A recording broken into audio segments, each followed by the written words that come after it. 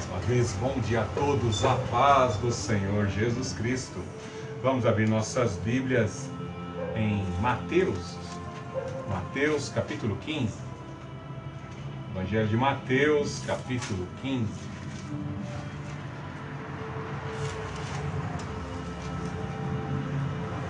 Evangelho de Mateus, capítulo 15, verso 21 em diante. Partindo dali, Jesus seguiu para a região de Tiro e Sidom. Uma mulher cananeia, vindo daquelas redondezas, pôs-se a gritar: Senhor, filho de Davi, tem compaixão de mim. Minha filha está horrivelmente endemoniada. Contudo, ele não lhe respondeu. Seus discípulos aproximaram-se dele e rogaram-lhe: manda embora, porque vem gritando atrás de nós. Ele lhe respondeu: eu fui enviado somente às ovelhas perdidas da casa de Israel. Então ela veio e, prostrando-se diante dele, disse: Senhor, socorre-me. Ele, porém, respondeu: não é justo tomar o pão dos filhos e jogá-lo para os cachorrinhos.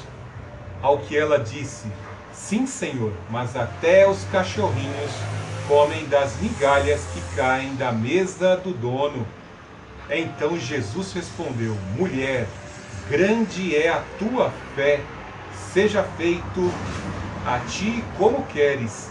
E desde aquela hora sua filha ficou boa. Deus Altíssimo, Deus de amor, Deus de poder, nós te louvamos nessa manhã, Senhor Jesus Cristo, porque essa graça e esse amor não está somente restrito ao povo de Israel.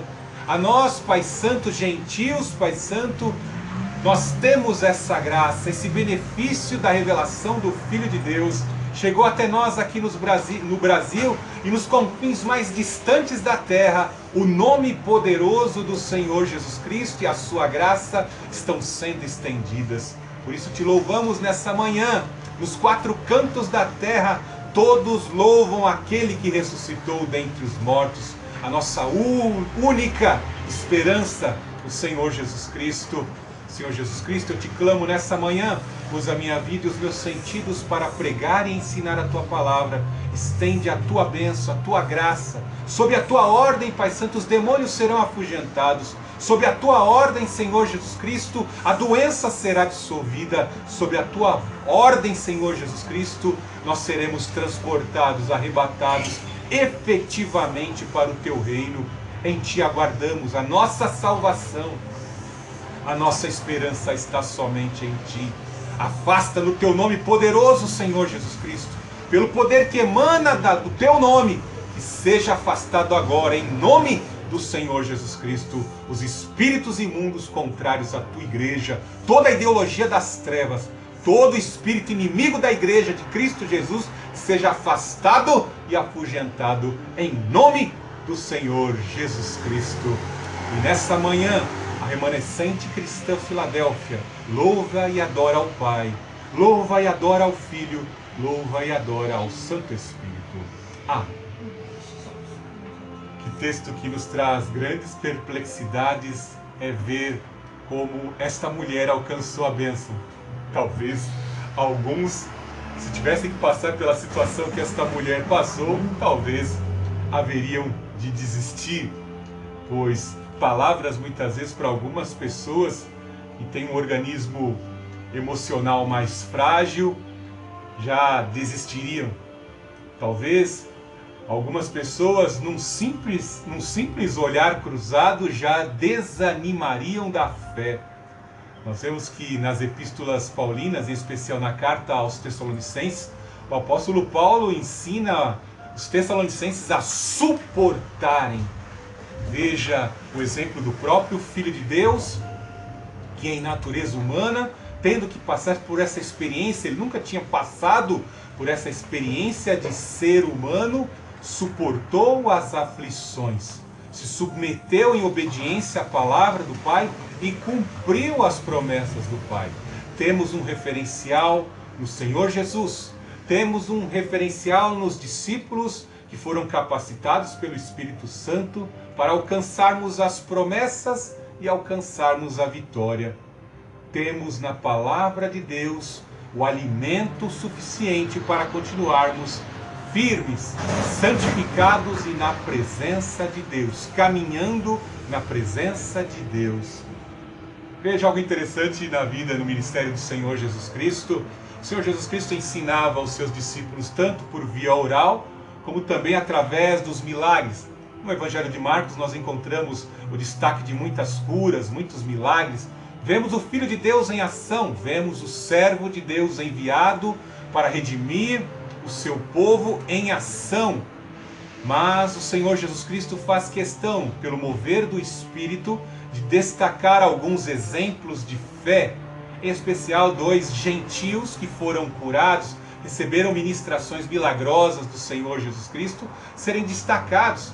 O centurião, que teve o seu servo curado, o Senhor Jesus Cristo fez questão de destacar a fé daquele homem que creu numa simples ordem do Senhor Jesus Cristo. Ele, homem de alta patente, que sabia que se ele desse ordem, os seus homens, os seus servos obedeceriam. Ele cria muito mais ainda no Filho do Deus Altíssimo, que numa simples ordem o milagre haveria de ocorrer. No Salmo 47 deixa bem transparecer que a ordem do Senhor, os anjos do Senhor, as criaturas celestiais já se deslocam rapidamente para obedecer à ordenança do Deus Altíssimo.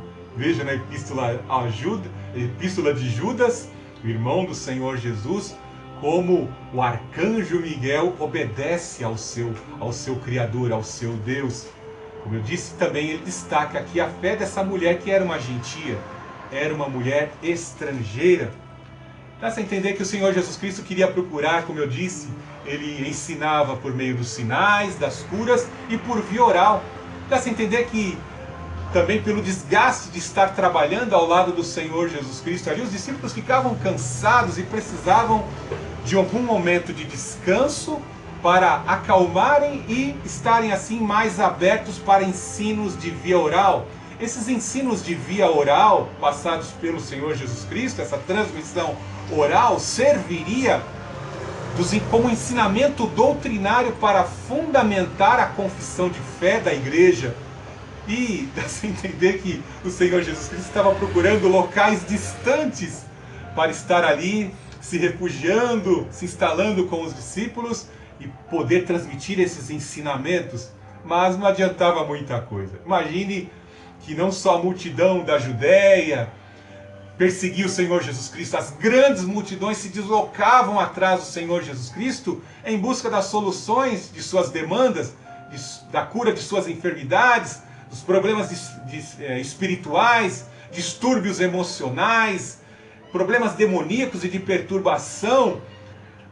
Gente querendo levar os seus vizinhos enfermos, pessoas querendo levar seus entes queridos para serem ministrados. Então era uma grande multidão, um grande fluxo, uma grande demanda de pessoas atrás do Senhor Jesus Cristo. E o Senhor Jesus Cristo procurando um local mais distante, ao ponto de ele atingir uma região aí, como está dito no verso Mateus capítulo 15, verso 21. Este mesmo texto também está em Marcos capítulo 7, do verso 24 ao 30. Mais detalhes são entregues lá no Evangelho de Marcos, mas vamos ficar nesse texto de Mateus mesmo. Veja que fala no verso 21, partindo dali, Jesus seguiu para a região de Tiro e Sidom. Quando olhamos no mapa, percebemos que essa terra não é a terra da Judéia, não fazia parte ali do território demarcado pelo povo de Deus. Mas quando fazemos um retrospecto da região de Tiro e Sidom, nós lembramos de algumas das ações dos filhos de Deus realizando milagres pelo poder do Espírito Santo. Você se lembra que Elias também foi incumbido por Deus após o grande desafio, o grande confronto entre o Deus Altíssimo e os sacerdotes de Baal? Não só os sacerdotes de Baal foram derrotados, como também o próprio Baal, que ficou quietinho, e o nosso Deus, o Deus Altíssimo, se manifestou com fogo, derrotando aqueles profetas ali no Monte Carmelo. É interessante que após ter vencido estes sacerdotes, Baal sofreu uma grande derrota. Deus Altíssimo ser proclamado como o único Deus, o Espírito Santo orienta a Elias que vá para a casa de uma viúva, e ali o milagre, o poder do Espírito iria se manifestar na casa de uma mulher, na casa de uma viúva. Tanto a mulher cananeia, essa mulher que é citada aqui, como a viúva, ambas que moravam nesta mesma região, haveriam de receber provisões e a bênção de Deus.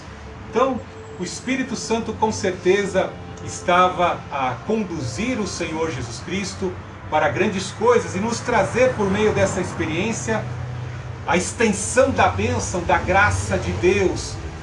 De certa forma, haveria de se cumprir na promessa que está ali em Atos capítulo 1, verso 8.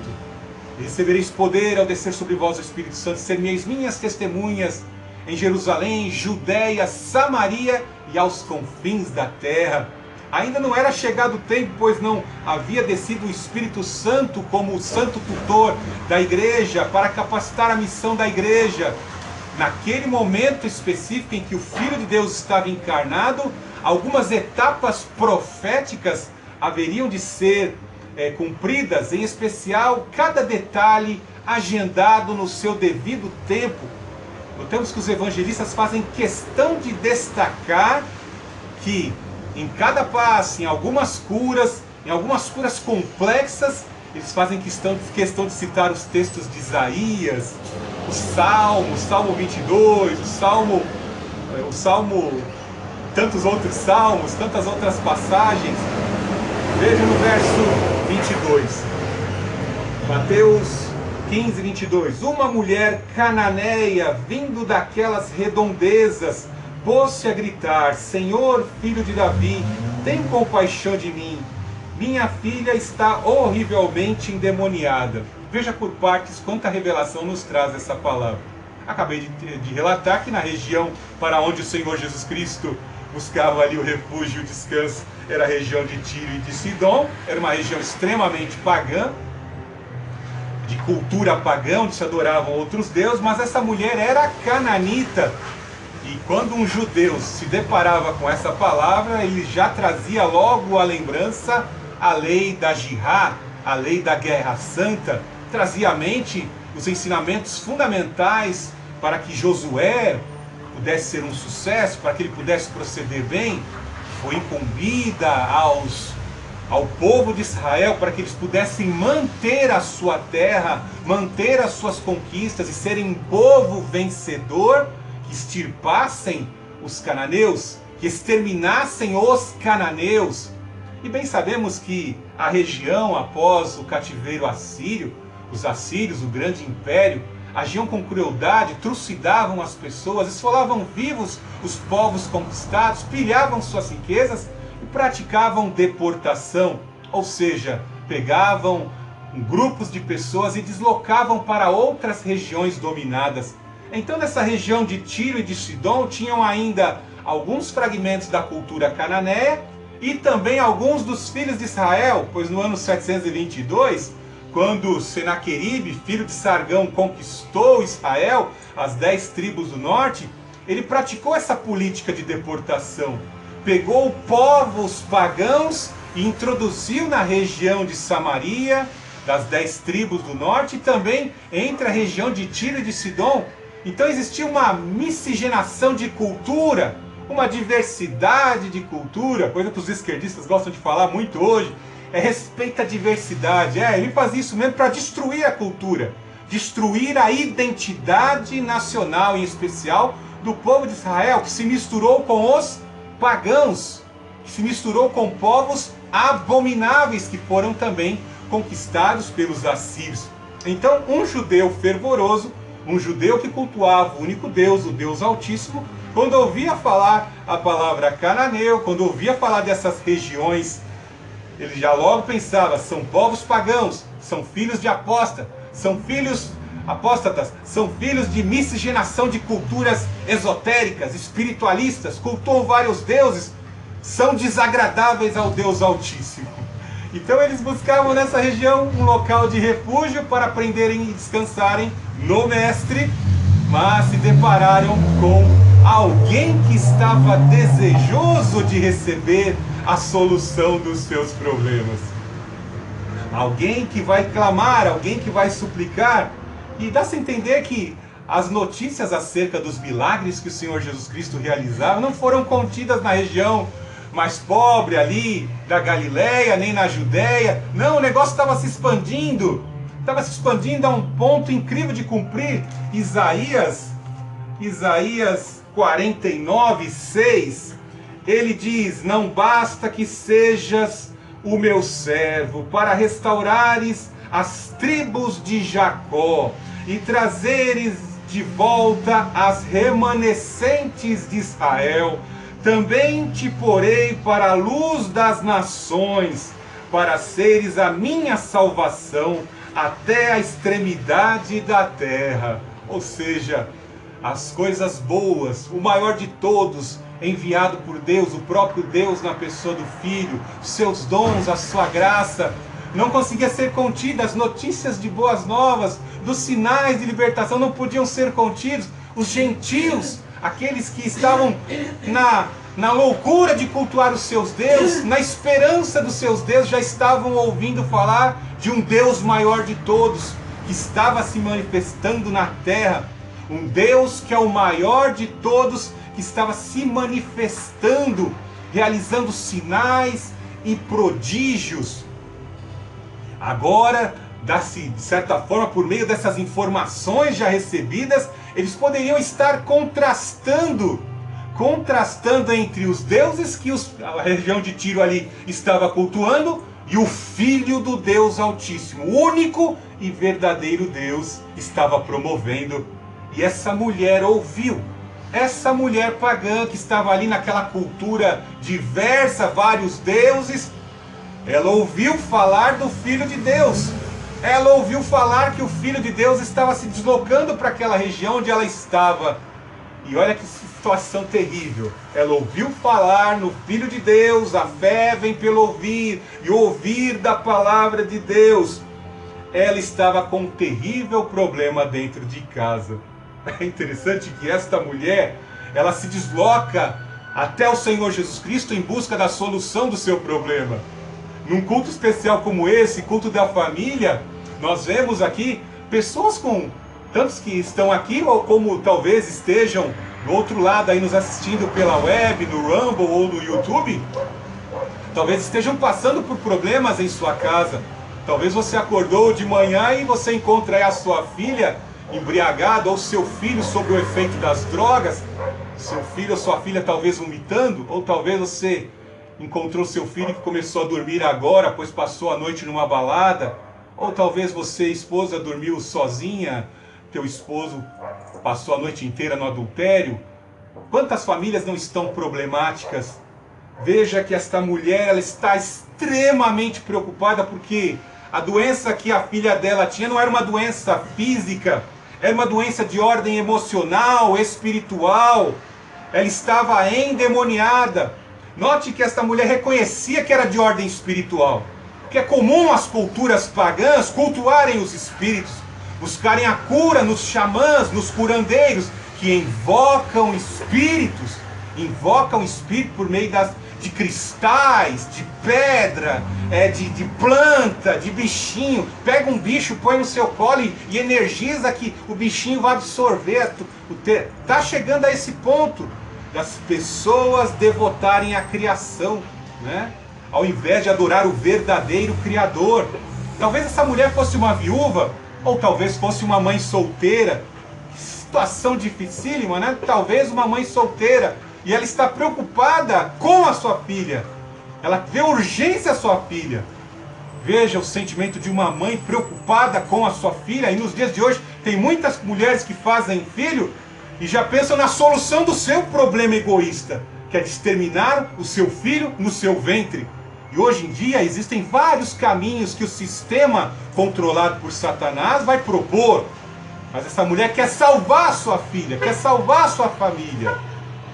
Veja o capítulo 5 de Marcos lá, a cura do endemoniado gadareno.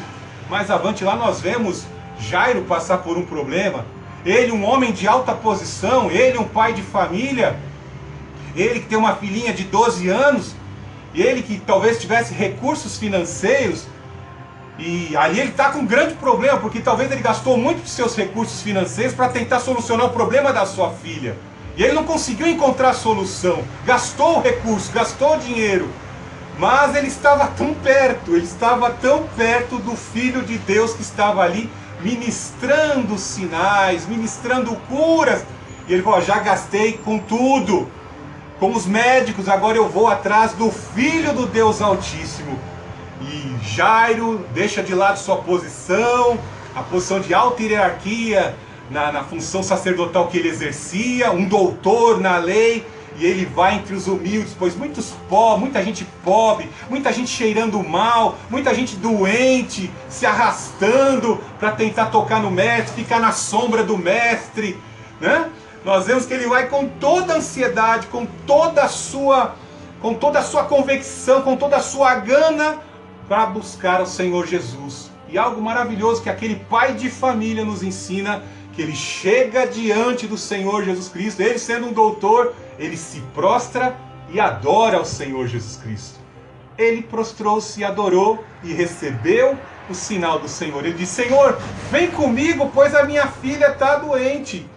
O Senhor Jesus Cristo poderia simplesmente, como vai fazer aqui com a mulher cananeia, dar uma ordem, e o espírito de enfermidade, que causa enfermidade emocional, espiritual e física, ser expulso. Mas não, o Senhor Jesus Cristo fala com Jairo o quê? Não, eu vou com você.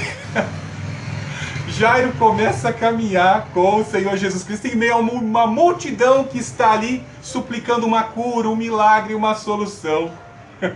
Tão diferente, por isso que eu falo, observar as curas e as formas como o Senhor Jesus Cristo curou, nos traz grandes ensinamentos. E o Senhor Jesus Cristo queria ensinar isso para aquelas pessoas. Veja que especial, aquela mulher não é de cultura pagã, está no verso 22, mas ela reconhece o Deus de Israel, ó. Senhor, filho de Davi. Davi não era o rei dos pagãos.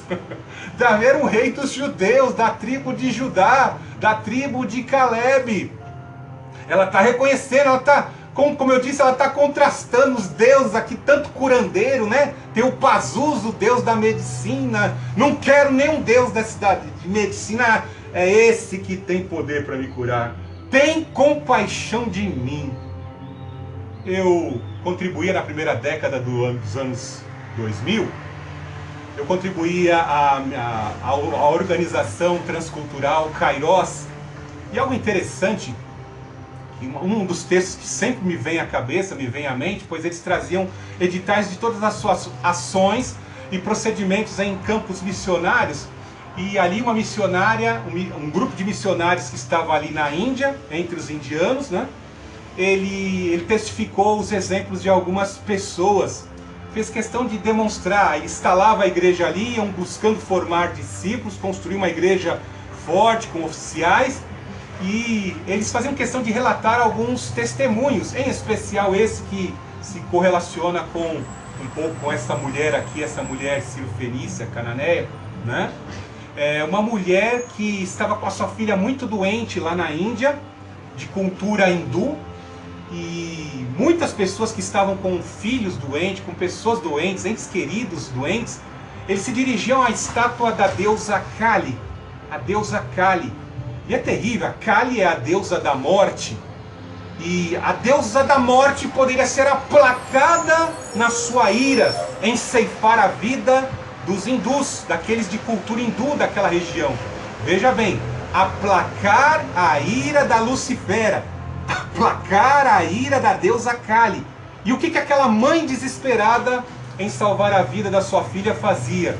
Ela se dirigia aos pés da estátua da deusa Kali, aquele pedestal, e batia sua cabeça, sua testa com força, ao ponto de rachar a testa, abrir um ferimento, e o sangue da mãe seria derramado aos pés da estátua para aplacar a deusa da morte. Interessante, né? Quando contrastamos a ira da deusa Kali, a deusa da destruição, que quer a morte das pessoas, mas tem que ser aplacada com o sangue do ofertante. Olha que interessante, né? Senhor Jesus Cristo, o caminho, a verdade e a vida, o Deus Altíssimo, jamais revelou por meio dos seus profetas a aceitação de sacrifício humano e nem dos seus filhos. O seu próprio Filho unigênito, num sacrifício perfeito em carne, desfez a ação da morte, pois todo aquele que crê em mim, ainda que morra, viverá. Essa é a palavra, essa é a verdade diante da diversidade cultural, diante da diversidade de Deus que trazem as suas propostas de salvação no mundo de hoje. O Deus Altíssimo promove cura. Então essa mulher aqui, ela cansou, ela observou, contrastou a sua volta e buscou, é o filho de Davi que pode me curar, né? Minha filha está horrivelmente endemoniada. Veja algo interessante, essa mulher tinha alguns obstáculos diante dela.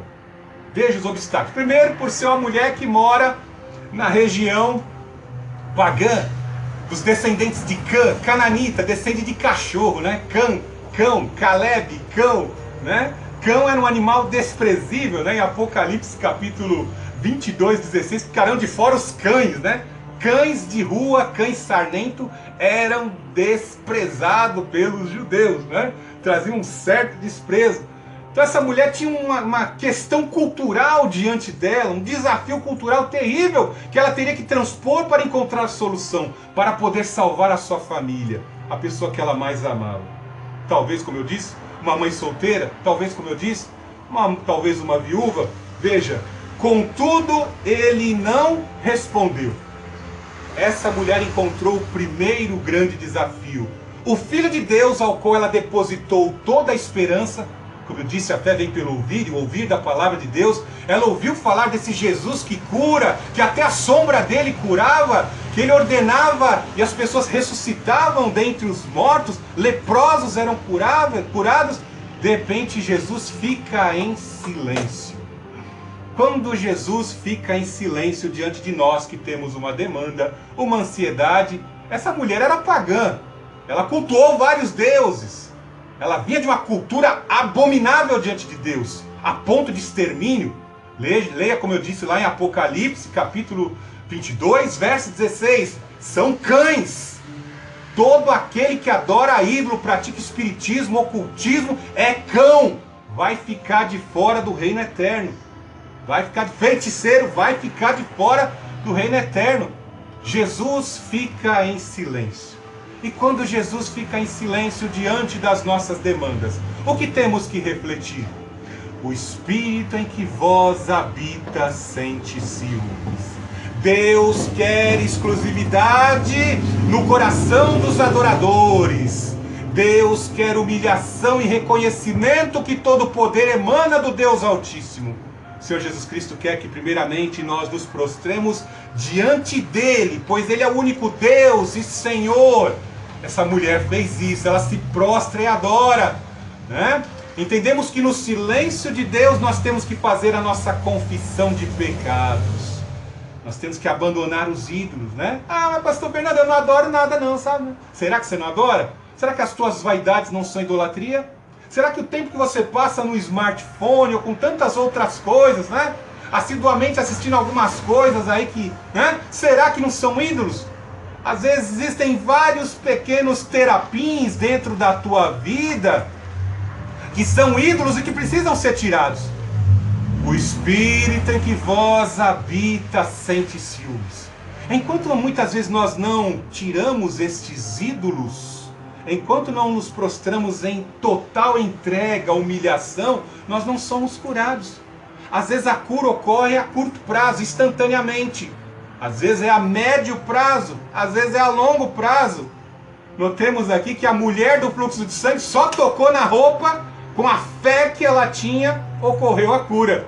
Jairo, Deus disse, aguarde, eu vou com você. E quanta gente não foi recebendo sinal de cura, milagre, libertação, até o Senhor Jesus Cristo chegar na casa do pai de família do Jairo. Essa mulher, Deus quis humilhá-la. Por quê? Ela era adúltera espiritualmente falando. Ela era adúltera cerimonialmente falando. Ela era adúltera culturalmente falando. Ela era de uma cultura que cultuava deuses pagãos. Então o Senhor Jesus Cristo aqui não está humilhando ninguém no sentido das ideologias esquerdistas que tem no dia de hoje, né? Ah, Jesus aqui humilhando, tira essas porcarias da sua cabeça. Aqui Jesus Cristo está tratando com alma, e o pastor Fernando aqui está falando com alma para salvar as pessoas. Nós não podemos ter outros deuses na nossa consciência, outros ídolos em nossa consciência. Jesus sabe muito bem como bater. Pedro disse, o Senhor sabe muito bem como livrar na hora da tribulação. Essa mulher está na tribulação, então Deus vai tratar com ela no fogo, dentro da fornalha. Está tudo no controle do Senhor Jesus. Ela foi para o lugar certo, já está diante do Deus verdadeiro, e agora Deus vai tratar, Deus vai curar, Deus vai expulsar os demônios, os ídolos que estão dentro dela. Jesus não respondeu, no verso 23. Segundo obstáculo que essa mulher vai encontrar, seus discípulos aproximaram-se dele e rogaram-lhe, manda embora. Segundo obstáculo que esta mulher encontra, manda embora. Terrível, né? Algumas denominações têm algumas formas de pregar, pois pregam um certo nacionalismo, só minha doutrina, só minha forma de pregar resolve.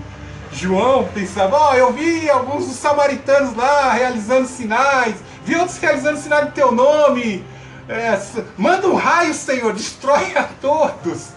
Queriam ser restritos, exclusivos diante do Senhor, e não é bem assim. Em especial, como eu disse, os apóstolos estão olhando para aquela mulher, olhando para a forma dela se vestir, para a sua cultura, e já estão julgando. É filha de Cã, é filho do Cã, daqueles que riram do Noé embriagado lá, cananeu, é daquela região da Jezabel, lembraram? Também o pastor Fernando lembrou aqui, o Papai do Santo revelou, né? É a região da Jezabel, aquela que tentou introduzir o baalismo na região de Israel. Veja o que aconteceu com Israel por conta dos pecados de Jezabel. Essa mulher dessa cultura aí, olha, tem maquiagem, se veste igual. Mestre, manda ela embora, senão ele vai atrasar nossa agenda aqui.